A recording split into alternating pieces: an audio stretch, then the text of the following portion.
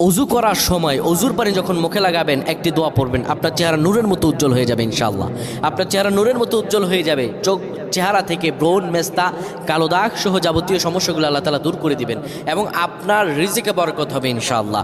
আপনার দোয়াগুলো কবুল হয়ে যাবে। অনেকের চেহারা সুন্দর কিন্তু তাকাতে ইচ্ছে করে না, মনে হয় চেহারায় নুন নাই, কিন্তু অনেকের চেহারাই কালো কিন্তু দেখতেও ভালো লাগে। যেমন এই যে বেলাল হাবশি, চেহারা দিকে তাকালেই শান্তির সুবাতাস বয়ে আসতো। সাহাবীরা যার চেহারা দেখে অনেক প্রশংসিত করিয়েছিল এবং যার কলব স্বচ্ছ ছিল। প্রিয় ভাইরা আমার, অজু যখন আপনি করবেন, অজুর পানিতে যখন আপনার চেহারা ভিজাবেন, তখন অজুর পানিতে আপনি এই দোয়াটা 3 বার পরে, দুরূদ শরীফ 3 বার পরে ফু দিবেন। দোয়াটি হলো আল্লাহু নূরুস সামাওয়াতি ওয়াল আরদ, আল্লাহু নূরুস সামাওয়াতি ওয়াল আরদ। পানিগুলো নিয়ে সেই পানির মধ্যে আপনি ফু দিয়ে চেহারার মধ্যে লাগাবেন। আমার আল্লাহ রাব্বুল আলামিন